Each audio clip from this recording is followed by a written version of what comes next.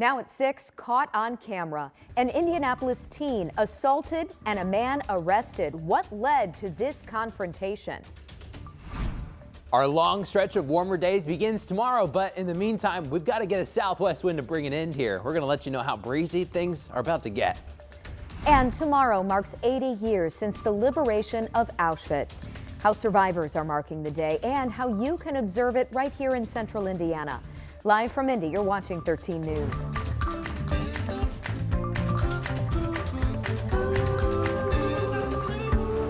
Tonight, an Indianapolis man is in jail after video appears to show him threatening and assaulting a teenager.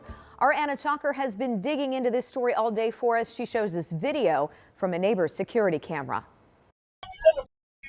In this security camera footage sent to 13 News, you can hear the man in this white van yell at the boy sitting on a motorized bike. 13 News has taken out some of the audio due to the explicit language, but once the man gets out of his car, you see him push the boy to the ground and then punch him in the face. I see you on the street, get him up.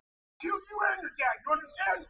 According to court documents, the 14-year-old boy told police when he was riding his bike Saturday on Aberdeen Drive near Rockville and High School roads on the city's west side, he heard a vehicle behind him, so he pulled over to the side of the road. He says the driver, 45-year-old Jason Harrell, extended his arm out of the vehicle and pushed him to the ground, then turned around and followed him to this spot in the video and then assaulted him. The boy's mother also told police she had an ongoing issue with Harrell and he would often get upset with kids riding motorized bikes around the neighborhood. When officers arrested Harrell, he denied pushing and hitting the boy and told them this incident is linked to an ongoing issue that, quote, plagued the entire neighborhood. Harrell is facing several charges, including battery and intimidation, and he is currently being held in the Marion County Jail. In Indianapolis, Anna Chalker, 13 News.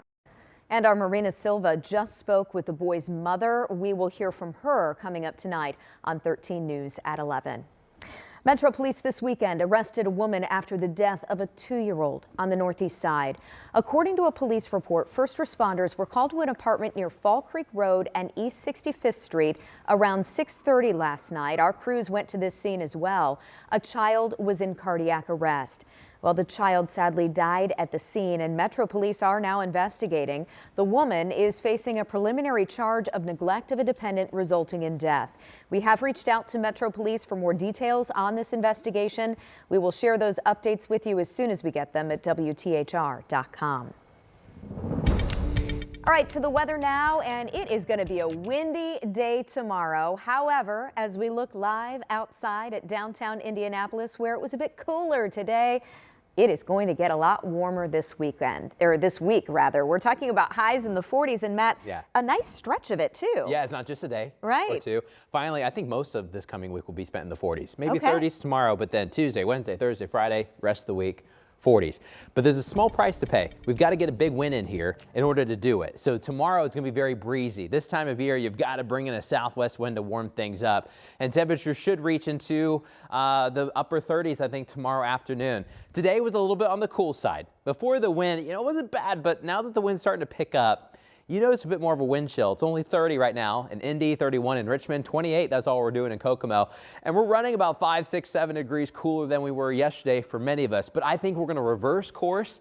Starting tomorrow, we're going to start adding some degrees to the thermometer. Now, wind chills out there this morning, this evening, you feel them. It feels like it's only 24 in Indy. It feels like it's 23 in Greencastle. It feels like it's just below freezing in Bloomington. Now, tomorrow's a tricky forecast because, yes, it's going to be warmer, but as these winds pick up, I think, over Indiana, not only will we get warmer air, but there's still going to be a wind chill because the air is going to be moving like crazy. So coming up, we're going to let you know how warm we get. We'll also show you the highest wind speeds we expect throughout your Monday. Coming up, Jenny. All right, Matt, thank you so much. Tomorrow is International Holocaust Day, marking 80 years since the liberation of Auschwitz. Several ceremonies are planned around Indianapolis. IU Indy is hosting an International Holocaust Remembrance program from noon until 1.